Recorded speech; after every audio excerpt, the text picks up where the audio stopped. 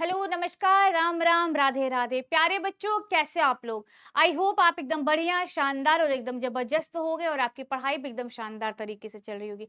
प्यारे बच्चे, UP board high school के नंबर 1 चैनल में आप सारे बच्चों का बहुत बहुत स्वागत, बहुत सारा स्नेह, बहुत सारा प्यार और मेरी तरफ से सारे बच्चों को बहुत सारा दुलार और आशीर्वाद। तो बच्चे, आज हम आपका क्लास 10th में राजनीतिक विज्ञान का चैप्टर है सत्ता की साझेदारी। आज ये पढ़ाने वाले बच्चे एक ही वीडियो में सारी चीजें खल्लास होने वाली है, इसलिए अंत तक बने रहिए। पूरे एक ही वीडियो में पूरी चीजें खल्लास होने वाली है। सबसे पहले कि सत्ता की साझेदारी क्यों जरूरी है, तो अब इसमें देखते हैं बच्चे कि श्रीलंका एक देश है जहां पर सिंघली भाषा के लोग और तमिल भाषा के लोग जाते हैं, रहते हैं। सिंघली तो ऑलरेडी वहां के मूल निवासी, सिंघली तो पहले से वहां पर रह रहे थे, लेकिन जो तमिल के लोग हैं ना, तमिल के लोग भारत से जाके सिंघली में भारत से जाकर श्रीलंका में बस गए। चाहे तो व्यापार के माध्यम से हो या तो उनको श्रीलंका बहुत पसंद आ गया होगा, इसकी वजह से रह लिए, लेकिन कुल मिला के ये सिंघली में सॉरी भारत के लोग तमिल में जाके बस गए। भारत के तमिल के लोग श्रीलंका में बस गए हैं। चलिए, सिंघली मूल निवासी थे और तमिल क्या थे, भारत से गए हुए थे। अब आगे देखते हैं, फिर से बता दे रही हूँ कि श्रीलंका एक जगह है, देश है जिसमें सिंघली और तमिल के लोग रहते थे। सिंघली वहां के मूल निवासी थे, लेकिन जो तमिल है ना, ये भारत से लोग जाके वहां पे बस गए, भारत के लोग थे वहां पे जाके बस गए, तो ये उनकी अपनी अपनी मूल भाषा है। श्रीलंका में 1956 में एक कानून बनता है। 1956 में एक कानून बनाकर तमिलों की उपेक्षा करते हुए सिंहली भाषा को देश की राष्ट्रभाषा घोषित कर दिया गया। वहां पर भाई क्या हुआ, सिंहली भाषा को राष्ट्रभाषा घोषित कर दिया गया। अब क्या हुआ, तमिल के लोग नाराज होने लगे। वो तो कह रहे थे कि भाई हम भी यहाँ पे सदियों से रह रहे हैं, सालों से रह रहे हैं, लेकिन हमारी मातृभाषा नहीं रखी गई, आप सिंहली को क्यों रखे। तो इनके मन में एक गृह युद्ध का, विद्रोह की एक भावना उत्पन्न हो गई। लड़े जा रहे थे, कटे मरे जा रहे थे, तो इसी की वजह से कहानी बनती। अब देखिए क्या है, श्रीलंका में नए संविधान में यह प्रावधान दिया गया कि सरकार बौद्ध मत को बढ़ावा देगी। बढ़ावा मतलब जो सिंघली लोग है ना, श्रीलंका के जो लोग हैं वो बौद्ध मत को ज्यादा मानते थे, मतलब बौद्ध धर्मों को मानते थे, और कहा कि आप प्रचार प्रसार भी कर सकते हैं। अब क्या होता है कि जब इनको सिंघली वाले लोगों को, सिंघली भाषा के लोगों को आप बढ़ावा दिए, तो ये क्या किए, दूसरों के धर्मों पे अपना दबदबा जमाने लगे कि भैया हमारी भाषा संविधान में लिख गई, हमें दर्जा मिल गया, लेकिन क्या किया, दूसरे धर्मों को नीचा दिखाने लग गए या दबदबा दिखाने लग गए। अब क्या होता, कहीं ना कहीं बम तो फूटेगा ना, नाराज तो होंगे ही लोग। तो हुआ क्या, तमिल लोगों ने जब नाराज हो गए ना, तो अपना एक अलग से एक संगठन बना दिया जिसका नाम है लिबरेशन टाइगर्स तमिल ईलम। बच्चे, ये इंपॉर्टेंट क्वेश्चन है, ये आपसे एग्जाम में सीधा एकदम प्यार से पूछ लेगा कि तमिल लोगों ने जो संगठन बनाया, तो उस संगठन का नाम क्या है, तो लिखना है लिबरेशन टाइगर्स तमिल ईलम। अब क्या होता है, सिंघली और तमिल आपस में गृह युद्ध करने लगे। भाई लड़े जाते, कटे जा रहे थे, मरे जा रहे थे, वो उनकी भाषा को नहीं बर्दाश्त कर पा रहे, वो उनकी भाषा को बर्दाश्त नहीं कर पा रहे, तो गृह युद्ध हो गया। गृह युद्ध का मतलब होता है जब लोग अपने ही देश में रह के विद्रोह करने लगते, लड़ाई झगड़ा करने लगते, तो उसको बोलते हैं गृह युद्ध। जैसे कि दो बहनें अपने ही घर में रह के एकदम नोच नचौवा कर डालते हैं, उसको बोलते हैं गृह युद्ध। फिर सॉर्ट आउट कौन करता है, मम्मी हमारे, हाँ, ऐसे कूट कूट के। श्रीलंका 1948 में स्वतंत्र राष्ट्र बन जाता है, ठीक है। 2009 में जाके श्रीलंका का गृह युद्ध का अंत होता है। पर इस युद्ध में क्या होता, सिंघली जीत जाता है और तमिल, जब ये जीत गया तो गुस्से में क्या किया, तमिल का जो लिबरेशन टाइगर्स तमिल ईलम था ना, इसको भी नष्ट कर दिया। मतलब जब लड़ाई हुआ, लड़ाई के बाद किसकी जीत हुई, सिंघली की जीत हुई। तो इन्होंने क्या किया, गुस्से में तमिल लोग जो अपने गुस्से में लिबरेशन टाइगर्स ईलम बनाया था, गुस्से में इसको नष्ट कर दिया, ठीक है। अब देखो आगे, ये हुआ क्या, श्रीलंका में गृह विद्रोह हुआ था, सब कटे मरे जा रहे थे। फिर इसी तरह होता है बेल्जियम। बेल्जियम क्या है भाई, ये यूरोप का छोटा सा देश है, ठीक है। यूरोप का छोटा सा देश बेल्जियम क्षेत्रफल की दृष्टि से पता भारत के हरियाणा राज्य से भी इतना छोटा है। कहने का मतलब जो हमारा भारत है, भारत का हरियाणा जो राज्य है ना, उससे भी छोटा बेल्जियम है क्षेत्रफल की दृष्टि से। अब देखो क्वेश्चन पूछेगा कि बेल्जियम की सीमा किससे लगती है, तो बच्चे फ्रांस, नीदरलैंड और जर्मनी से लगती है। ये भी इंपॉर्टेंट क्वेश्चन है बच्चे, ये ऑब्जेक्टिव टाइप के क्वेश्चन में आएगा। ठीक है, तो बेल्जियम की सीमा फ्रांस हो गया, नीदरलैंड हो गया और जर्मनी से लगती है। बेल्जियम में कुल जनसंख्या 59% भाग फ्लेमिश में रहता था। कोई जगह है फ्लेमिश में रहता था, वो डच भाषा बोलता था। अब देखो गौर से सुनना, और 40% वेलोनिया क्षेत्र में रहते तो वो फ्रेंच बोलते थे। फिर से सुनो, बेल्जियम में कुल संख्या 59% के भाग में फ्लेमिश क्षेत्र में रहते थे, लेकिन क्या वो डच भाषा बोलते थे। दूसरा क्या है, 40% वेलोनिया क्षेत्र में रहते थे जो कि फ्रेंच भाषा बोलते थे। अब इसमें भी देखो कैसे लूटपाट मरी जाती, एकदम लड़ाई झगड़ा पे आ जाते हैं लोग, लेकिन ये अंतिम में अपनी समझदारी दिखाता है। बेल्जियम की राजधानी ब्रुसेल्स, बेल्जियम की जो राजधानी है उसका नाम है ब्रुसेल्स। उसमें 80% के लोग फ्रेंच बोलते हैं और 20% के लोग डच भाषा बोलते हैं। जो राजधानी है वहां की बात करें, 80% लोग फ्रेंच बोलते हैं और 20% के लोग बस डच बोलते हैं। अब देखो क्या होता है, अल्पसंख्यक फ्रेंच भाषा के लोग बेल्जियम की तुलना में ज्यादा शक्तिशाली थे। डच भाषा के लोग इस बात से ज्यादा नाराज थे। इसलिए फ्रेंच और डच के बीच में 1950 से 1960 के दशक में जब 10 साल का अंतर होता है तो उसको बोलते हैं दशक, जब 100 साल का अंतर होता है तब उसको बोलते हैं शताब्दी। ठीक है, तो वही कह रहा है 1950 से 1960 के दशक में तनाव बढ़ने लगा और ब्रुसेल्स से ज्यादा तनाव से ग्रसित होने लगा। भैया जब फ्रेंच हो गया और डच हो गया आपस में मरे जा रहे, कटे जा रहे कि हमारे भाषा के लोग कम है, भाषा हमारे मतलब हमारे लोग ज्यादा हैं लेकिन भाषा का कम है, बोल कम रहे हैं। ठीक,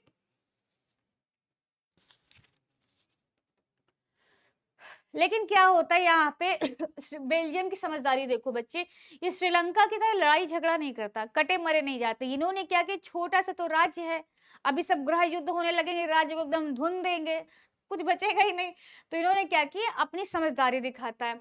कैसे कि श्रीलंका, यहाँ पर श्रीलंका की तरह युद्ध नहीं होता, पहली चीज श्रीलंका की तरह यहाँ युद्ध नहीं होता। बेल्जियम के नेताओं ने क्षेत्रीय विविधता और सांस्कृतिक विविधता को स्वीकार किया।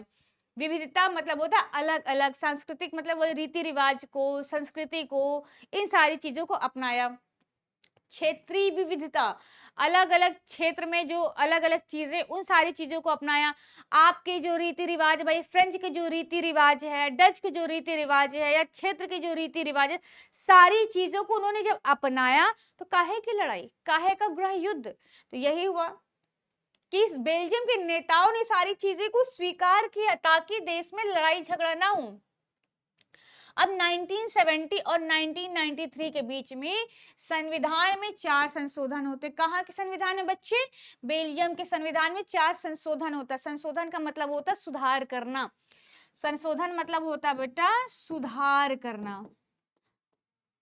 अब कहोगे संविधान क्या होता है, तो बच्चे संविधान का मतलब होता है ये एक तरह का रूल बुक होता है। जैसे आपको स्कूल में एक डायरी मिलती है, उसमें सारे नियम कानून लिखा रहता है कि मंडे को आपका ये टेस्ट है, ट्यूसडे को आपका ये पेपर है, दुनिया भर की सारी चीजें आप में लिखी रहती।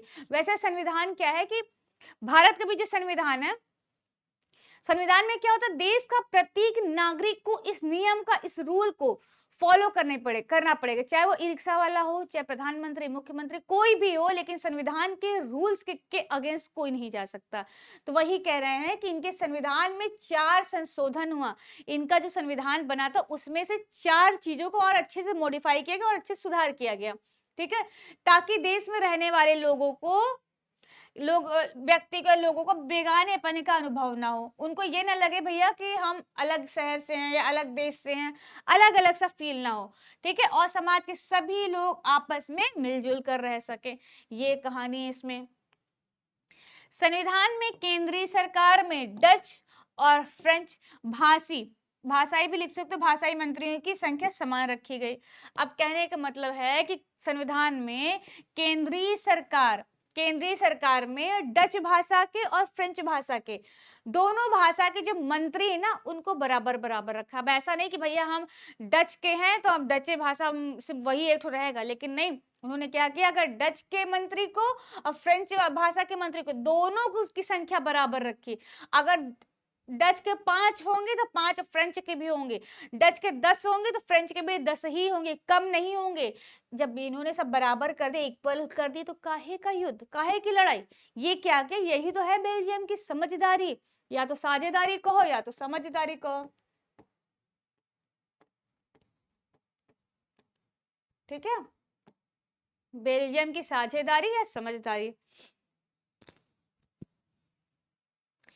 केंद्र सरकार की सारी शक्तियां देश के इलाकों के क्षेत्रीय सरकारों को सुपुर्द कर दिया, मतलब हैंड ओवर कर देना। सुपुर्द मतलब होता है हैंड ओवर कर देना।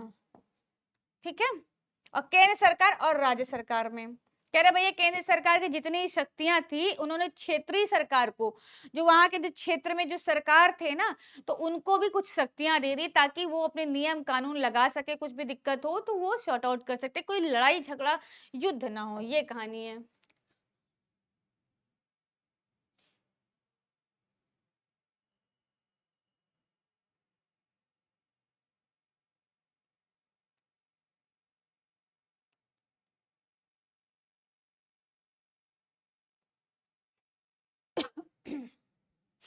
अब कह रहे हैं कि सत्ता की साझेदारी के अलग अलग तरीके।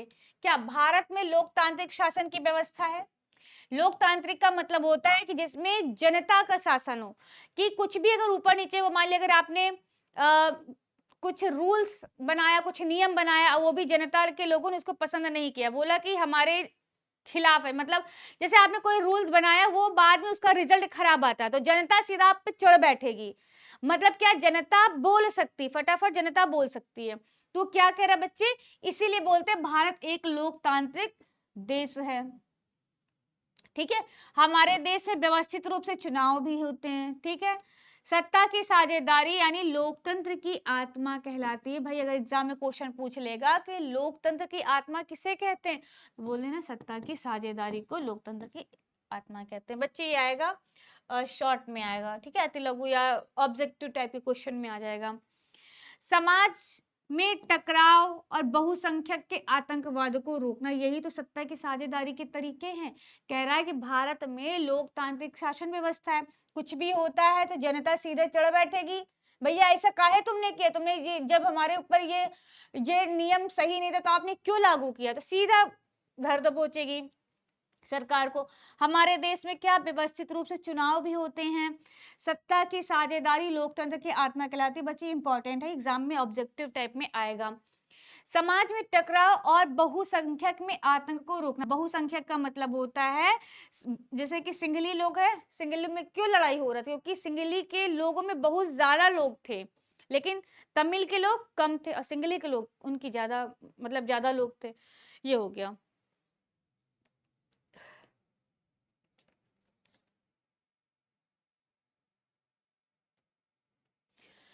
शासन के विभिन्न अंगों के बीच का बंटवारा।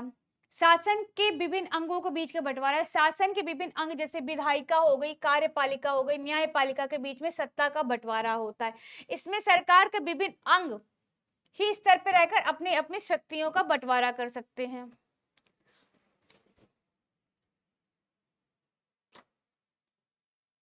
ठीक है बच्चे, विधायिका, कार्यपालिका, न्यायपालिका, एग्जाम्पल हम आपको दे रहे हैं। विधायिका जैसे लिखा है, ये मान ली विधायिका है,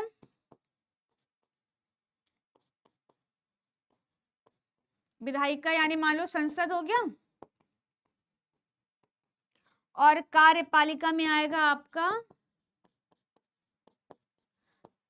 कार्यपालिका में आ गया आपका क्या, पुलिस आ गया, ये अपना कार्य कर रहे हैं। और न्यायपालिका में आप, न्यायपालिका ये आ गया आपका हाई कोर्ट और सुप्रीम कोर्ट। हम बच्चे आपको एग्जांपल बता रहे हैं, गौर से सुनिएगा। कह रहा है कि शासन के विभिन्न अंग जैसे विधायिका, कार्यपालिका, न्यायपालिका के बीच में सत्ता का बंटवारा रहता है। विधायिका में आ गया संसद, कार्यपालिका में आ गया पुलिस, न्यायपालिका में हाई कोर्ट और सुप्रीम कोर्ट। एग्जाम्पल हम आपको देने जा रहे हैं, जैसे कि भारत में जब लॉकडाउन लगा था तब संसद में बोला भैया लॉकडाउन लगा दो। क्यों लॉकडाउन लगा दो? क्योंकि कोरोना आ रहा है, संकट एकदम आ रहा है, खोपड़ी पे मंडरा रहा है। उन्होंने नियम लगा दिया भैया कोई घर से बाहर नहीं निकलेगा। लेकिन क्या हुआ, तुम चुप्पे चुप्पे घर से बाहर जा रहे हो, कहीं साइकिल चला रहे हो, कहीं घूम रहे हो, कुछ भी करके घर से बाहर निकल रहे हो। अब तुमको पुलिस वाले ने देख लिया, अरे भैया तुम घर से बाहर ऐसे कैसे हो रहा। तब उन्होंने क्या किया, पुलिस का काम ही क्या कार्य किया, सीधा आपको चाट डंडा मारा, सीधा आपके घर पे पहुंचा दिया। घर पे रहना, कोई बाहर नहीं निकलेगा। क्या हुआ, पुलिस क्या कर रहा था, अपना कार्य कर रहा था। तो किसके अंतर्गत आएगा, कार्यपालिका में। अब आता है न्यायपालिका। एग्जाम्पल ये है, जैसे कि मान लो पुलिस वाला है, आपको ज्यादा मार दिया, आपसे बोला घर के अंदर जाओ, आप नहीं मान रहे थे तो आपको ज्यादा मार दिया, आपको ज्यादा चोट लग गई, पूरा हाथ वो एकदम सूज गया, खून बह गया। अब क्या किए, अब तुम गए हाई कोर्ट, वहां जाके अपील कर दी, भैया इस ये फला फला वाला पुलिस हमको इतना मार दिया, पूरा खून बह गया, हमको चोट लग गई। तो क्या हुआ, आपने वहां पे जब केस कर दिया तो हाई कोर्ट ने क्या बोला, गलती तो भैया तुम्हारी है, तुम काहे गए, वो तो अपना काम कर रहा था ना, हमने उसको ऑर्डर दिया, वो अपना काम कर रहा था, गलती तो तुम्हारी है। तो मामला आपके पक्ष में ना आके उल्टा पुलिस वाले के पक्ष में आ गया। फिर आप नाराज हो गए, आप कहते हो हाई कोर्ट की बात आपको नहीं समझ में आती क्योंकि आपके पक्ष में नहीं था। फिर आप वही मामले को सुप्रीम कोर्ट में अपील कर सकते हो। सुप्रीम कोर्ट, जैसे कि हाई कोर्ट छोटा भैया तो सुप्रीम कोर्ट उनके बड़े के बड़े भैया हो गए। आप समझ लो इतना पावर है सुप्रीम कोर्ट का, एग्जाम्पल दे रहे हैं। तो आपने क्या किया, जो मैटर हाई कोर्ट में नहीं सलटा, वो मैटर आपने कहाँ डाल दिया, सुप्रीम कोर्ट में। सुप्रीम कोर्ट का कैसा भी मैटर आपके हित में है कि नहीं है, वो जो मैटर देगा, जो वो उसका रिजल्ट है, वो आपको मैटर, वो मामला आपको मानना ही पड़ेगा, भले आपके अगेंस्ट ही क्यों ना हो। उनका जो डिसीजन रहेगा सुप्रीम कोर्ट का, तो ये मानना होगा। फिर समझा दे रहे, विधायिका मतलब होता है संसद, संसद जो नियम बनाएगा और नियम का पालन करना पड़ेगा। अगर आप नियम नहीं मानोगे तो कार्यपालिका पुलिस भैया आपको डंडा मार मार के अंदर कर दिया। न्यायपालिका का मतलब होता है हाई कोर्ट और सुप्रीम कोर्ट। हाई कोर्ट छोटा भैया होता है, सुप्रीम कोर्ट बड़ा भैया होता है। बात क्लियर, समझ गए? तो वही कह रहे, अब देखो सबका काम बटा है कि नहीं। अब पुलिस का काम संसद नहीं कर सकते, संसद का काम पुलिस नहीं कर सकता, हाई कोर्ट दोनों से मतलब नहीं है, वो एकदम स्वतंत्र है। ठीक, तो क्या हुआ, सारे के सारे लोगों का काम बटा हुआ है, कोई किसी के मामले में नहीं आएगा। शासन की किसी अंग के बीच असीमित शक्तियां नहीं होगी। ठीक, वह विभिन्न संस्थानों के बीच शक्ति के संतुलन को सुनिश्चित करता है। कार्यपालिका सत्ता का उपयोग करती, जो कार्यपालिका है ना, अपने सत्ता को उपयोग करती क्योंकि वो संसद के अधीन होती। अभी मैंने आपको बताया ना, संसद भैया जो कहेगा कौन करेगा, पुलिस भैया को बात माननी पड़ेगी, पुलिस भैया उसकी बात माने। अधीन का मतलब उसके अंडर है, क्या है, उसके अंडर है। ठीक है, जो पुलिस भैया कहेगी, जो संसद भैया कहेंगे वो पुलिस को करना पड़ेगा क्योंकि वो संसद के अधीन है, संसद के अंडर है। ठीक है, संसद को कानून बनाने का अधिकार होता है। कौन कानून बनाएगा भैया, संसद बनाएगा, फिर लागू किसको कर, मतलब फॉलो कौन करेगा, पुलिस। ठीक है, ये सारी चीजें हैं।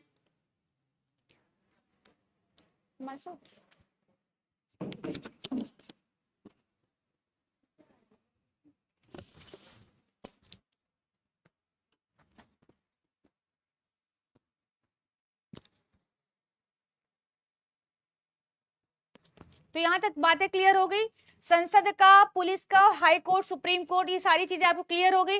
विधायिका मतलब जब संसद अपनी कोई नियम कानून बनाएगा तो फॉलो कौन करेगा भैया, सबको करना पड़ेगा। अगर आप उस चीज को बात नहीं मानोगे तो पुलिस भैया सीधा आपको धर दबोचेगी। ये कहानी हो गई। इसमें क्या बोला, कार्यपालिका सत्ता का उपयोग करती लेकिन वो संसद के अधीन होती। अधीन का मतलब होता उसके अंडर होता है।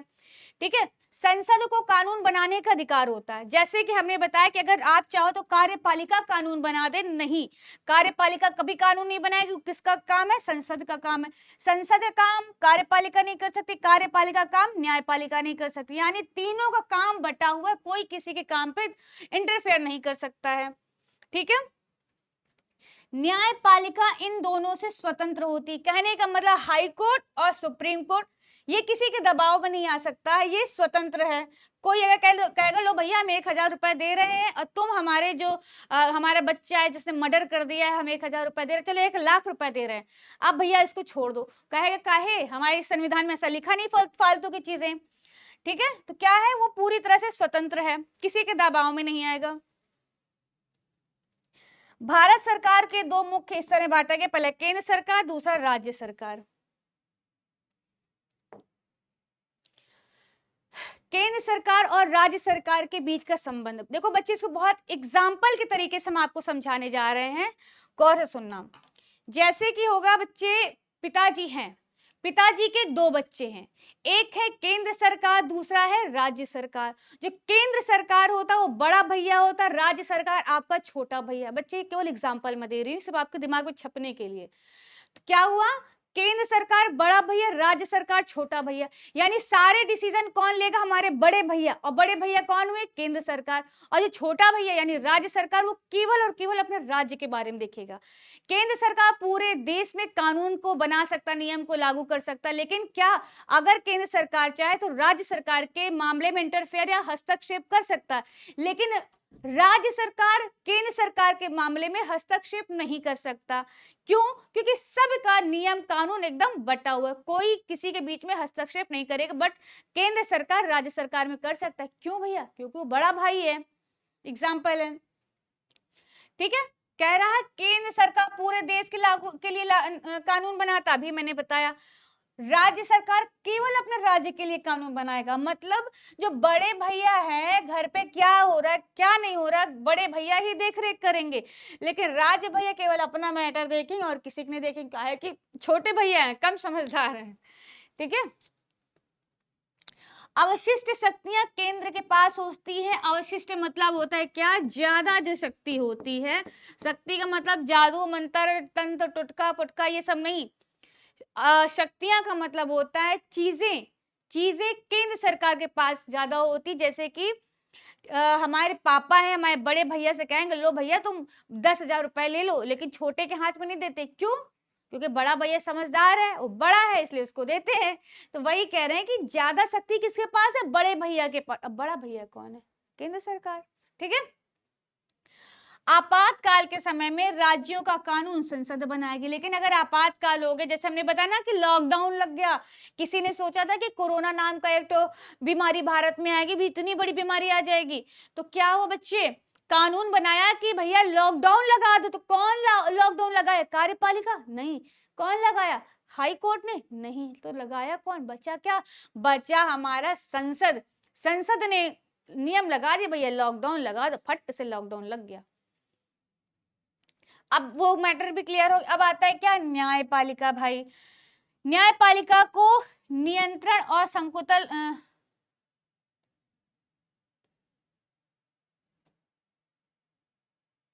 बच्ची संतुलन है, हाँ संतुलन। न्यायपालिका को नियंत्रण और संतुलन व्यवस्था भी कहते हैं। नियंत्रण का मतलब होता है जैसे पापा हैं या मम्मी का, मान लो मम्मी है, मान एग्जाम्पल न्यायपालिका मम्मी हो गई। अब दोनों बहन के बीच में लड़ाई हो रहा है, रिंकी कह रही रिंकी कह रही हम खाना नहीं बनाएंगे, और सोनम कह रही है हम भी खाना नहीं बनाएंगे। मम्मी बोली रिंकी तुम झाड़ू लगाओ, सोनम तुम बर्तन मांजो। क्या हुआ, ये सब कौन कर रहा है, मम्मी कह रही, यानी मम्मी ने दोनों पे नियंत्रण कर रखा है, दोनों पे अपनी नजर है। क्या किया, मम्मी ने नियंत्रण रखा ताकि लड़ाई ना हो।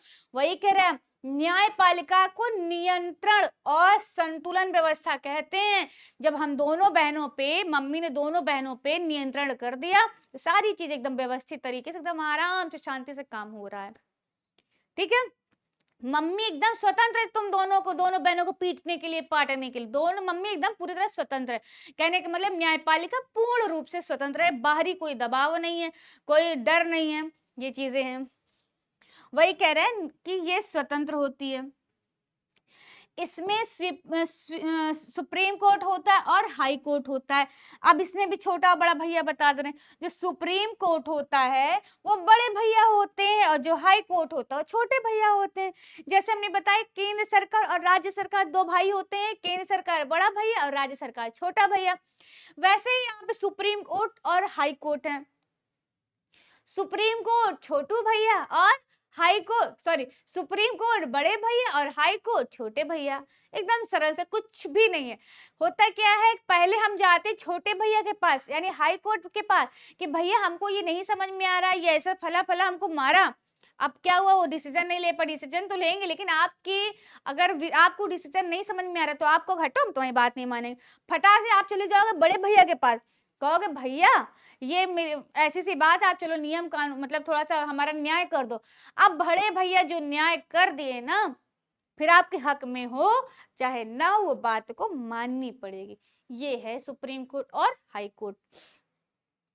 ठीक है, और देखो सुप्रीम कोर्ट यहाँ तक कि राष्ट्रपति जी को भी परामर्श देता है। ठीक है, सुप्रीम कोर्ट यहाँ तक कि राष्ट्रपति जी को परामर्श मतलब होता है सलाह मशवरा। क्या बेटी, सलाह मशवरा देते हैं। बात क्लियर यहाँ पे। और एक चीज और बता दें, जब राष्ट्रपति जी को शपथ ग्रहण करवाना होता, मतलब ओथ, जिसको इंग्लिश में ओथ बोलते हैं, या तो शपथ ग्रहण करवाना होता है, कौन कराता है, सुप्रीम कोर्ट के सीनियर जजेस। ठीक है, सरकार के विभिन्न स्तरों पर बंटवारा अभी देखते हैं। पूरे देश के लिए एक सरकार होती जिसको केंद्र सरकार या संघ सरकार कहते हैं। एकदम सरल, पूरे देश के लिए एक सरकार होती है जिसको केंद्र सरकार या तो संघ सरकार कहते हैं। फिर प्रांत या क्षेत्रीय स्तर पे अलग अलग सरकारें बनती हैं, मतलब हमारे एरिया हो गया या राज्य में हो गया, अलग अलग सरकारें बनती हैं जिन्हें अलग अलग नामों से जाना जाता है, जिनको इन्हें राज्य सरकार के भी नाम से जाना जाता है। ठीक है, अब गौर से सुनना बच्चे, एकदम गौर से, क्योंकि एग्जाम में ये आने वाला है, यहाँ से इंपॉर्टेंट हम डाल दे रहे हैं। केंद्र और राज्य सरकार के बीच सत्ता का बंटवारा किस तरह होगा। ठीक है, सत्ता के ऐसे बंटवारे को ऊर्ध्वाधर वितरण कहा जाता है। अगर आपसे एग्जाम में कह दिया भैया ऊर्ध्वाधर वितरण क्या है, तो क्या बताओगे, केंद्र सरकार और राज्य सरकार के बीच सत्ता का बंटवारा किस तरह होगा, उसे कहते हैं ऊर्ध्वाधर वितरण। कुछ नहीं, एकदम आसान है भैया, कि बड़े भैया और छोटे भैया के बीच में सत्ता का बंटवारा, कि बड़े भैया दूसरे वाले कमरे, छोटे वाले कमरे, बड़े वाले भैया बड़े वाले कमरे में रहेंगे, छोटे वाले भैया छोटे वाले कमरे में रहेंगे। क्या वो मम्मी ने तो बांट दिया, तो इस बंटवारे को ही कहते हैं क्या, ऊर्ध्वाधर वितरण। कंफ्यूजन, कोई डाउट, फिर से सुनो। केंद्र सरकार, राज्य सरकार, केंद्र सरकार बड़े भैया को बड़ा वाला कमरा चाहिए, तो और राज्य सरकार छोटे वाले भैया को छोटा वाला चाहिए कमरा। तब किसने किया, मम्मी ने कहा कि इस तरह के बंटवारे को, यानी इस तरह के सत्ता के बंटवारे को क्या कहते हैं, ऊर्ध्वाधर वितरण। एकदम आसान से एग्जाम में पूछेगा, ये पूछेगा आपसे अति लघु, अति लघु पूछेगा।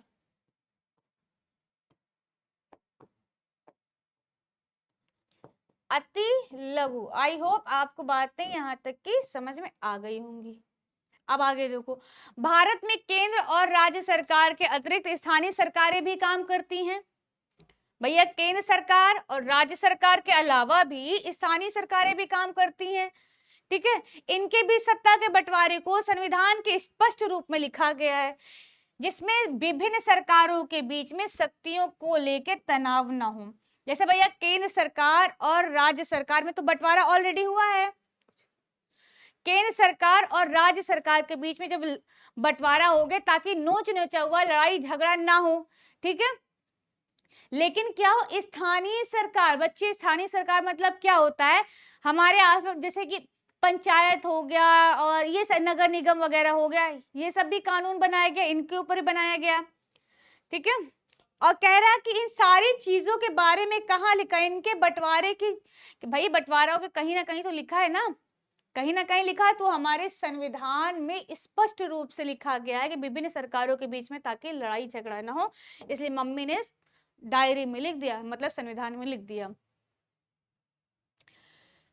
विभिन्न सामाजिक समूहों के बीच सत्ता का बंटवारा। बच्चे हेडिंग देख के डरना नहीं है, हेडिंग जब आपको हेडिंग याद रहेगा ना, तो अंदर क्या क्या मटेरियल लिखना आप फटाक से लिख लोगे, यानी कि आपके लिए हेडिंग बहुत महत्वपूर्ण है।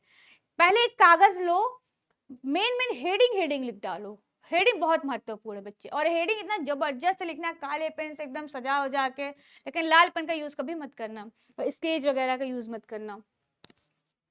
सामाजिक रूप से कमजोर समुदाय और महिलाओं को विधायिका और प्रशासन में हिस्सेदारी दी जाए, ताकि लोग स्वयं को शासन से अलग ना समझा जाए। भैया होता क्या है, महिलाओं को आज ही पिछड़ा जो समझा जाता है, महिलाओं को आज ही भी न पढ़ने देते, होता बहुत सारी जगहों में ऐसा है कि पढ़ने नहीं दिया जाता।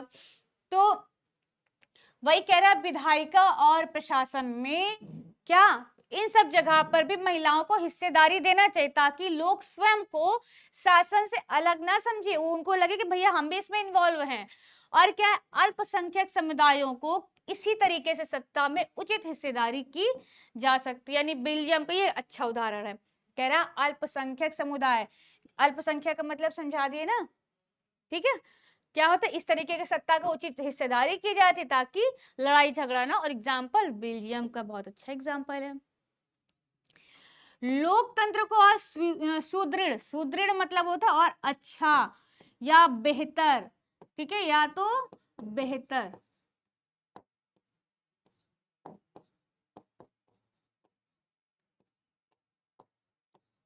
अच्छा या बेहतरीन बनाने के लिए पंचायतों की भी स्थापना करना चाहिए।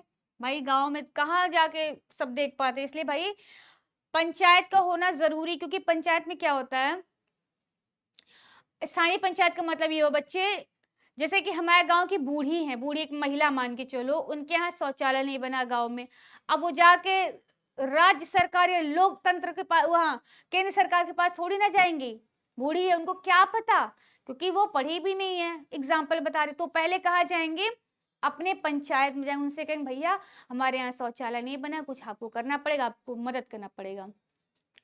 अब भैया इसलिए पंचायत की स्थापना कर दी गई। अब पंचायत का काम ही तो यही है कि गरीबों की मदद करना, उनके परेशानियों को सुनना और उनका निवारण करना।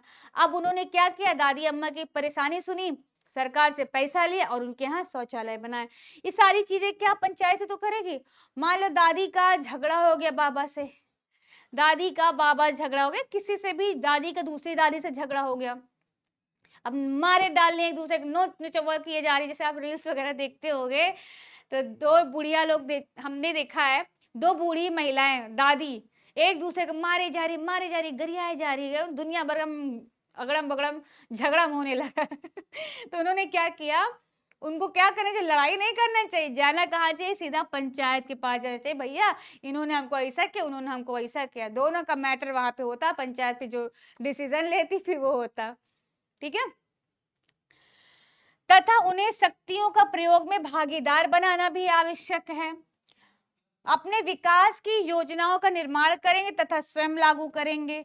उन्हें इन योजनाओं तथा कार्यक्रम पर अधिक नियंत्रण रखेंगे। कहने का मतलब ये है कि ये अगर पंचायत में क्या होता है, अगर ये अपने से कोई नियम कानून बनाते हैं ना, जैसे देखते हैं कि हमारे गांव में हमारे नगर में क्या कमी है, ठीक है, भाई ये पंचायत वाले से, आप ग्राम पंचायत हो गए, जो हमारे स्थानीय पंचायत हो गई, यही अच्छे से बेहतरीन तरीके से जानेंगे, क्योंकि ये भी वही गली से जा रहे हैं, वही रास्ते जा रहे हैं, देख रहे भैया यहाँ पे बच्चे भीख मांग रहे हैं या पढ़ नहीं रहे, यहाँ बच्चों को शोषण हो रहा है, दुनिया भर की चीजें कौन देख रहा है, वहां का ग्राम पंचायत देख रहा है, वहां के लोग देख रहे हैं। तो जब वो लोग देखते हैं ना, तो उनसे अच्छा निवारण कोई दूसरा नहीं कर सकता।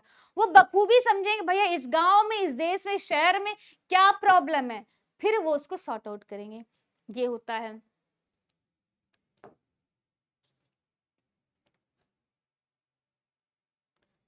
अब बच्चे प्रत्यक्ष और अप्रत्यक्ष, प्रत्यक्ष व अप्रत्यक्ष लोकतंत्र में अंतर। लोकतंत्र बच्चे एक प्रत्यक्ष होता है और एक अप्रत्यक्ष लोकतंत्र होता है। मतलब लोकतंत्र दो प्रकार का होता है, एक प्रत्यक्ष होता है, एक अप्रत्यक्ष होता है। प्रत्यक्ष में होता है कि जनता सीधा सरकार से कहेगी, ठीक है, एग्जाम्पल जैसे कि स्विट्जरलैंड। लेकिन अप्रत्यक्ष में जस्ट अपोजिट होता है, इसमें जनता पहले अपने प्रतिनिधि को चुनती, किसको चुनती, अपने प्रतिनिधि को चुनती है, जनता पहले अपने प्रतिनिधि को चुनती है, ठीक है। और प्रतिनिधि से कहती है काम करो। एग्जाम्पल हम आपको दे रहे हैं, सुनो। लोकतंत्र दो प्रकार का होता है, पहले प्रत्यक्ष होता है, दूसरा अप्रत्यक्ष। प्रत्यक्ष में क्या होता है कि डायरेक्ट, इसमें कोई प्रतिनिधि नहीं होता, डायरेक्ट सरकार से होगा, बातचीत होगी, जैसे कि स्विट्जरलैंड। लेकिन अप्रत्यक्ष में क्या होता है, जनता पहले अपने प्रतिनिधि को चुनती है। एग्जाम्पल जैसे आपके क्लास का मॉनिटर, पहले टीचर या आप लोग, जब आपके क्लास में टीचर कहती ही होंगी, कहा जाता, पूछते हैं भाई, अब बाकी स्कूल में तो पूछते हैं कि भाई आप लोग बताओ कि आपकी क्लास का टीचर मॉनिटर कौन होना चाहिए। एक कागज में लिख के दे दो, या तो जिसको, मान ली अनामिका नाम की कोई लड़की है, हम इसको देंगे क्या, वोट, और इसको मॉनिटर बनाना। तो क्लास में खड़े जो कौन इसका साथ दे रहा है, सबने मिलके अनामिका को जिता दिया कि भैया तुम मेरी मॉनिटर हो इस क्लास की, सबकी सहमति से हुआ। तो अब क्या हुआ, कुछ भी दिक्कत हुआ, कुछ भी डिसीजन लेना हुआ, या कुछ बात हुई, जैसे कि होता क्या है, टीचर ने कहा जाओ अनामिका, क्यों, क्लास की मॉनिटर हुआ, अनामिका क्लास की मॉनिटर हुई, यानी यही तो प्रतिनिधि हुई। इससे बोला जाओ अनामिका, सारे बच्चों से कॉपी लाके हमें दे दो, हम सब सारे बच्चे एक एक करके ना लाएं, तुम जाओ सारे बच्चों की कॉपी लाके दो, हम चेक करेंगे। क्या हुआ, किससे कहा, अपने प्रतिनिधि से कहा। वैसे ही ये प्रतिनिधि आपके घर जाते हैं, कहते हैं कि दादी अम्मा हमको वोट दे दो, हमको जिताओ, हमें वोट दो, आपको जो दिक्कत है हम सारी दिक्कत को दूर करेंगे। अगर आप यहाँ बिजली नहीं आ रही, पानी नहीं आ रहा, शौचालय नहीं बना, तो कौन दूर करेगा, ये संकट को कौन हटाएगा, प्रॉब्लम को हम सॉर्ट आउट करें। यानी दादी अम्मा, प्यारी अम्मा, हमको वोट दो, हमको भारी मतों से जिताओ। कौन बोलते हैं, हमारे प्रतिनिधि। तो क्या हुआ, हमने वोट दिए, वो जीत गए। अब क्या है, अगर आपके यहाँ पानी सच में नहीं आ रहा, बिजली नहीं आ रही, आपके गांव में बिजली नहीं आ रही, तो आप किसको कहोगे, वही जो आपके यहाँ आए तो मीठी गोली दे दो, भाई दादी अम्मा हमको वोट दो, हमको जिताओ, उसको जाके सीधा धर दबोचना, भैया वोट लेने के लिए कह रहे थे हमको कि हमको वोट देना, पानी देंगे, बिजली देंगे। अब क्या हुआ, कहाँ गए वो वादे, प्यारे प्यारे वादे, झूठे वादे कहाँ गए। सीधा आप उसको धर दबोचो, भैया तुमको हम वोट दिए थे, काहे कहाँ चले गए, काहे नहीं, और सीधा उससे बोलोगे। यानी आप सरकार से ना कह के पहले अपने प्रतिनिधि, एग्जाम्पल पहले अपने मॉनिटर से बोले हो, उसने फिर जाके आपका काम किया। अभी सरकार से जोड़ घटाना, पैसा उसा लेगा, जो भी करना होगा, फिर जाके आपके यहाँ पानी, बिजली, लाइट, शौचालय, सारी चीजों का, सुविधाओं का उपलब्ध कराना है किसकी जिम्मेदारी है, हमारे प्रतिनिधि भैया की। फिर से कहने का मतलब कि अप्रत्यक्ष में यह है कि जनता पहले अपने प्रतिनिधि से कहेगी। अब पहले क्या, सीधा केवल अपने प्रतिनिधि से कहेगी, प्रतिनिधि जाके पूरा पैसा लेगा, जोड़ घटाना करेगा, कुल मिला के आपके यहाँ पे वो सारी सुविधाओं को उपलब्ध कराएगा। यानी भारत एक अप्रत्यक्ष लोकतांत्रिक देश है। ठीक है, लोकतांत्रिक का मतलब होता है कि जनता का शासन, और अप्रत्यक्ष में क्या होता है बच्चे, पहले आप क्या अपने प्रतिनिधि से कहोगे, क्यों, आपने उसको वोट दिया है, आप ही तो जिताए हो, आप उसी से तो कहोगे परेशानी अपनी। ठीक है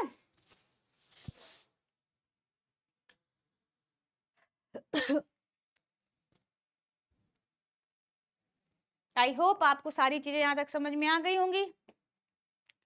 अब देखो बच्चे, नोट, ये है नोट। अब्राहम लिंकन जी ने कहा था, लोकतंत्र जनता का, जनता के द्वारा, जनता के लिए शासन है। किसने बोला था, EMP मोस्ट इंपॉर्टेंट है, वेरी वेरी इंपॉर्टेंट। ठीक, कि अब्राहम लिंकन ने कहा लोकतंत्र जनता का, जनता के द्वारा, जनता के लिए शासन है। ये किसने बोला बच्चे, ये तो लोकतंत्र, ये अब्राहम लिंकन जी ने बोला। क्या बताया था, प्रत्यक्ष और अप्रत्यक्ष लोकतंत्र होता है। शासन चुनने के लिए जनता सीधे तौर से भाग लेती, कोई प्रतिनिधि नहीं होता इसमें। वो क्या हो गया, स्विट्जरलैंड, मतलब कोई प्रतिनिधि नहीं होती है, कोई प्रतिनिधि, कोई प्रतिनिधि नहीं होती है, नहीं होती है।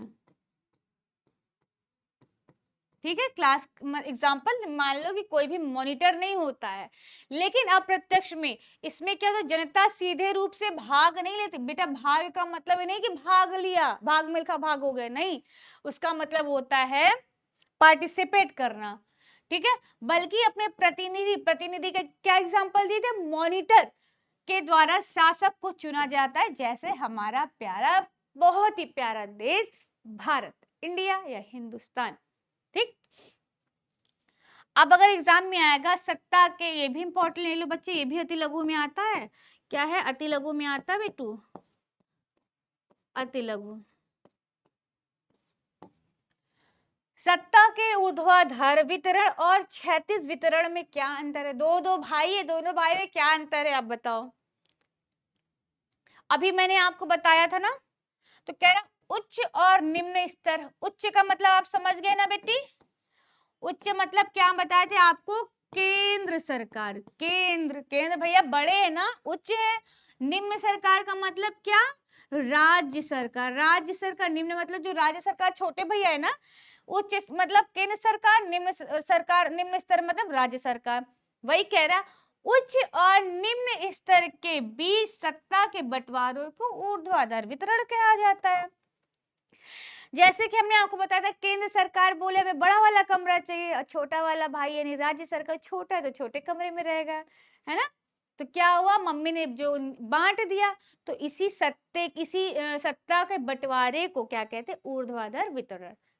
ठीक है, अब आता है आपका क्षैतिज वितरण। कार्यपालिका तथा न्यायपालिका के बीच सत्ता के बंटवारे को क्षैतिज वितरण कहते हैं। कार्यपालिका मतलब हमारे पुलिस भैया। क्या आता है कार्यपालिका में? एग्जाम्पल बच्चे, पुलिस भैया, और भी चीजें आती हैं, सिर्फ पुलिस ही नहीं आती, और भी चीजें हैं, जैसे कि पुलिस भैया हमारे। हाँ, न्यायपालिका मतलब हमारे हाई कोर्ट भैया और सुप्रीम कोर्ट वाले अंकल। चलो, कार्यपालिका में क्या आता है? हमारे पुलिस अंकल आते हैं, और न्यायपालिका में हाई कोर्ट और सुप्रीम कोर्ट आते हैं। इनके बीच के सत्ता का बंटवारा क्षैतिज वितरण कहते हैं। कितना आसान। ऊर्ध्वाधर में क्या होता है? बड़े भैया छोटे भैया के बीच में जो बंटवारा हो गया, मम्मी ने जो बंटवारा कर दी, उसको ऊर्ध्वाधर कहते हैं। और क्षैतिज वितरण में कार्यपालिका मतलब हमारे पुलिस भैया ही तो है कार्यपालिका। पुलिस भैया ने ही तो सीधा आपको मारा था, उनका काम क्या था? कार्य ही तो कर रहे थे, वही क्या? कार्यपालिका यानी पुलिस भैया। न्यायपालिका मतलब सुप्रीम कोर्ट हाई कोर्ट के बीच में जो बंटवारा हुआ था, उसको क्षैतिज वितरण कहते हैं। कंफ्यूज मत होना एकदम कि ऊर्ध्वाधर में ये पुलिस और हाई कोर्ट डाल दो, और इसमें ये डाल दो, उल्टा मत कर देना, ट्रिक बना के याद कर लो। ठीक है बेटा,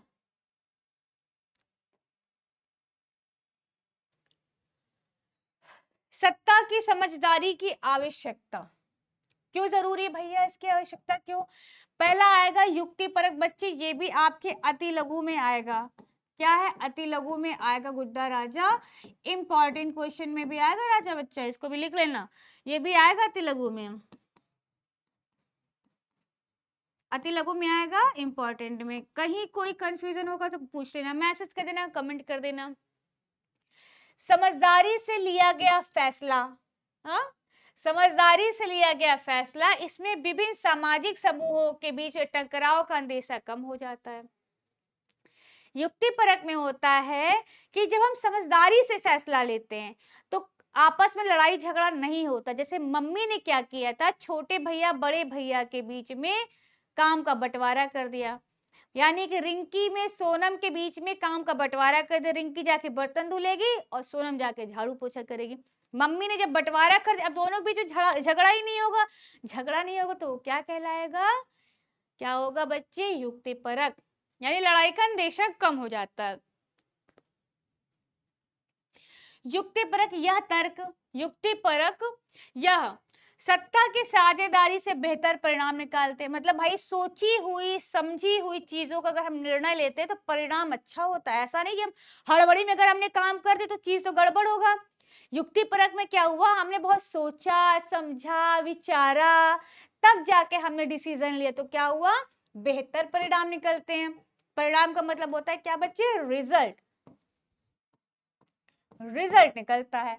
सत्ता की साझेदारी अच्छी होती है भाई। अगर रिंकी का काम पिंकी का काम सब बटा हुआ तो यानी सत्ता का साझेदारी अच्छी हुई, क्योंकि यह सामाजिक समूहों के बीच संघर्ष की संभावना कम कर देती है। कहीं लड़ाई झगड़ा होता ही नहीं, क्योंकि सोची समझी हुई बातें रखा जाता है, तो काहे लड़ाई होगा। राष्ट्रीय एकता को अच्छा बना के रखा है। राष्ट्र की एकता को कौन अच्छा बनाए भाई? युक्ति परक। युक्ति परक में हमेशा याद रखना कि एक सोची समझी वाली, मतलब समझदारी से फैसला लिया गया है। युक्ति परक में हमेशा समझदारी से फैसला लिया जाता है ताकि परिणाम अच्छे हो, कोई नोच नचौआ न करे, रिंकी पिंकी एकदम कटी मरी जा रही तो नहीं। मम्मी ने युक्ति परक दिमाग का यूज किया। मम्मी ने क्या किया गुड्डा? युक्ति परक का इस्तेमाल किया, मतलब अपने दिमाग का इस्तेमाल किया। दिल की नहीं सुनी, दिमाग का सुना। अब तो ताकि लड़ाई झगड़ा होगा ही नहीं, रिंकी पिंकी के बीच टकराव का अंदेशा क्या होगा? कम होगा। और क्या मम्मी ने ऐसे साझेदारी के परिणाम कैसे निकले? कैसे निकले? अच्छे निकले। ठीक है। और क्या? राष्ट्रीय एकता को अच्छा बना के रखता ताकि दोनों बहनों के बीच भाईचारा एकदम बना रहे। भाईचारा का मतलब नहीं कि भाई को चारा खिला दो। चलो, नैतिक तर्क। अब देखो बच्चे, युक्ति परक में क्या होता है? समझदारी से फैसला लेते हैं, मम्मी ने दिमाग से काम लिया। लेकिन नैतिक परक में होता है अपने दिल से फैसला लिया गया। अब सत्ता की साझेदारी लोकतंत्र की आत्मा कहलाती है। हमने भी लिखाया था इंपॉर्टेंट लाइन पहले। ठीक है। नैतिक तर्क सत्ता के बंटवारे में महत्वपूर्ण बताता। अब हम बता रहे हैं नैतिक परक में क्या होता है। जैसे कि मम्मी है, चलो पापा के एग्जाम्पल ले लो। पापा क्या करते हैं? बेटियों को बहुत प्यार करते हैं। होता है, हर घर घर में होता है। मम्मी जो दुलारे होते हैं ना, मम्मी का जो दुलारा होता है उनका बेटा होता है। और पापा की जो परियां होती, दुलारी होती, वो क्या? वो उनकी बेटियां होती हैं। अब होता क्या है, अपने दिल से अब जैसे दो भाई, मतलब एक भाई एक बहन है। पापा ने क्या किया? दिल से फैसला ले लिया, अरे मेरी छोटी बेटी है, छोटी चाहे बड़ी हो, दिल से फैसला ले लिया, अरे मेरी बेटी है, लाओ इसको हम 1000 रुपए दे देते हैं। बड़े भैया को नहीं दिया, या चलो बड़े भैया को 500 रुपए दिया। अपने दिल में बड़ा प्रेम आ गया, मेरी बेटी, मेरी छोटी बेटी, ला उसको 1000 दे दे। और बड़े भैया को 500 में निपटा दे, जाओ। लेकिन उनका दिल से नहीं सोचा। क्या हुआ? पापा ने बात को दिल से सोचा, यानी दिल से सोची हुई बातें नैतिक तर्क कहलाता है। लेकिन युक्ति परक में क्या होता है? मम्मी वाला लॉजिक लगता है, यानी युक्ति परक का लॉजिक लगता है। पापा ने क्या किया? दिल की बात लगा दी, यानी नैतिक तर्क। आई होप बच्चे आपको यहाँ तक चीजें समझ में आ गई होंगी। एक बार मैं आपका स्टार्टिंग से थोड़ा सा रिवीजन करा देती हूँ। सत्ता के साथ में समझदारी या साझेदारी क्यों जरूरत है? पहले श्रीलंका था, मतलब है, श्रीलंका एक देश जिसमें सिंगली भाषा के लोग, तमिल भाषा के लोग थे। सिंगली ऑलरेडी वहां के मूल निवासी थे, पहले से रह रहे थे। लेकिन तमिल भैया क्या थे? भारत से जाके वहां बस गए। चाहे तो बिजनेस या व्यापार के माध्यम से गए हो, चाहे उनको वो पसंद आ गए, जो भी रीजन था, बट ये वहां पे रहने लग गए। अब श्रीलंका 1948 में एक स्वतंत्र राष्ट्र बन जाता है। लगभग 2 करोड़ की आबादी होती, जहां अभी हमने बताया सिंगली वहां की मूल थी और तमिल क्या थे? भारत से लोग गए थे। वही चीजें लिखी हैं। श्रीलंका में 1956 में एक कानून बनता है। 1956 में कानून बनाकर तमिलों की उपेक्षा करते हैं, कि जिसमें सिंगली भाषा को देश का राष्ट्रभाषा घोषित कर देते हैं। क्योंकि उपेक्षा करते हुए ये कि भैया तमिल तो भारत के हैं ना, सिंगली तो ऑलरेडी वहां के, तो इनको देखते हुए इनकी भाषा को राष्ट्रभाषा घोषित कर दिया गया। अब श्रीलंका में नए संविधान का प्रावधान हो गया। क्या हो गया? क्योंकि सिंगली भाषा में बौद्ध धर्म को मानते, श्रीलंका में सब बौद्ध धर्म को मानते हैं, तो उन्होंने क्या किया? बौद्ध धर्म का प्रचार करेगी, बढ़ावा देगी। और इस तरह क्या होता है? दूसरे धर्मों को दबाना शुरू कर दिया। दबाने के मतलब दबा नहीं दिया, तमिल के लोग नाराज हो जाते हैं, अपना एक अलग से मीटिंग बनाते हैं, संगठन बनाते हैं, मतलब ग्रुप बनाते हैं। उसका नाम है liberation tigers Tamil Eelam. Most important question बच्चे एग्जाम में छप जाएगा। सिंगली और तमिल आपस में गृह युद्ध करने लगते। गृह युद्ध का मतलब होता है जब अपने ही देश में दो धर्म के लोग या दो भाषा के लोग जब अपने देश में एक दूसरे का विद्रोह करते हैं, नोच नचौआ करे डालते हैं, हम कूट डालते हैं, तो क्या होता है? वो उसको कहते हैं गृह युद्ध। 1948 में यह देश स्वतंत्र बनता है। 2009 में श्रीलंका में गृह युद्ध खत्म हो जाता है। इतना लंबा चला कि क्या दोनों बहनें आपस में झगड़ रही थी, वो गृह युद्ध तब खत्म होता है। और क्या है? सिंगली जीत जाता है, जिससे तमिल के लिबरेशन टाइगर्स, तमिल भैया ने ये मीटिंग ग्रुप बनाया था ना, गुस्से में आके इसको नष्ट कर दिया। क्यों? क्योंकि वो जीत गया था। ऐसे बेल्जियम आता है क्या? बेल्जियम एक छोटा सा देश होता है, क्षेत्रफल की दृष्टि से हमारे भारत के हरियाणा राज्य से भी छोटा होता है। अब इसकी सीमा फ्रांस, नीदरलैंड, जर्मनी से लगती है, ठीक है। इन सीमा मतलब लड़की नहीं है इसका, जैसे ये कॉर्नर है ना, यहाँ पे जुड़ता है, सीमा सीमा सीमा, मतलब ये है बेल्जियम से ही जुड़ता हुआ। बेल्जियम की कुल जनसंख्या कितनी? बेल्जियम में कुल जनसंख्या 59% है, ठीक है। 59% फ्लेमिश क्षेत्र में रहता है, ठीक है, और वो डच भाषा बोलता है। 40% बेलोनिया क्षेत्र में रहता है, वो क्या, वो फ्रेंच भाषा बोलता है। बेल्जियम की राजधानी ब्रुसेल्स में 80% लोग फ्रेंच बोलते हैं, 20% लोग डच भाषा बोलते हैं। अल्पसंख्यक फ्रेंच भाषा लोग बेल्जियम की तुलना में ज्यादातर शक्तिशाली होते हैं। डच भाषा के लोग इन बातों से नाराज होते हैं। धीरे धीरे तनाव बढ़ने लगता है। फिर इन्होंने क्या किया? समझदारी दिखाई। श्रीलंका की तरह यहाँ युद्ध नहीं होता है। इन्होंने क्या किया? क्षेत्रीय विविधता, मतलब वहां पे हर जो क्षेत्र में क्या क्या अलग अलग नियम है या रीति रिवाज है, सारी चीजों को अपनाया, धर्म को अपनाया, बोली भाषा को अपनाया, शादी विवाह, कोई भी धार्मिक विविधता कुछ भी हो, सब चीज को स्वीकार के भैया मैंने एक्सेप्ट कर लिया कि तुम्हारे यहाँ अगर ईद मनाई जाती है तो हम वो ईद भी मनाएंगे, तुम्हारे यहाँ दिवाली मनाई जाती है तो हम दिवाली भी मनाएंगे। जब दोनों चीजों को एक्सेप्ट कर लिया वहां की सरकार ने, तो काहे का युद्ध, काहे का झगड़ा? तो यही तो हुआ बेल्जियम की समझदारी, या समझदारी कह सकते हो या साझेदारी। और क्या है, ठीक है। फिर 1970 और 1993 के बीच में संविधान में 4 संशोधन होते हैं। 4 संशोधन का मतलब 4 सुधार होते हैं, ताकि देश में रहने वाले लोग किसी भी व्यक्ति के बीच में बेगानेपन का अनुभव ना हो और सब आपस में मिलजुल के रहें, ठीक है। संविधान में केंद्र सरकार में डच और फ्रेंच भाषा दोनों भाषा के मंत्रियों को रखा गया, कोई कम ज्यादा नहीं, सब बराबर बराबर। आई होप आपको सारी चीजें समझ में आ गई हैं। अब इसमें क्या है कि सत्ता की साझेदारी के अलग अलग तरीके क्या है। भारत एक लोकतांत्रिक देश है, सबको पता है। लोकतांत्रिक का मतलब जनता का शासन, जनता जो कहेगी सरकार को वही करना पड़ेगा। सत्ता की साझेदारी लोकतंत्र की आत्मा कहलाती है। बच्चे इंपॉर्टेंट क्वेश्चन है। समाज में टकराव और बहुसंख्यक आतंक को रोकना, यही इनका काम है। बहुत इजी तरीके से मैंने आपको समझा दिया। आई होप आपको क्लास एकदम समझ में आ गई होगी, मस्त एकदम बिंदास क्लास लगी होगी। अगर आपको क्लास अच्छी लगी है तो लाइक कमेंट सब्सक्राइब कर दीजिएगा, और मिलते हैं आपसे बच्चे नेक्स्ट वीडियो में, नेक्स्ट क्लास में। तब तक के नमस्कार, धन्यवाद, जय हिंद। हंसते रहिए, मुस्कुराते रहिए, ऐसे खिलखिलाते रहिए, एग्जाम में जाके झंडा गाड़ के आइए। Thank you.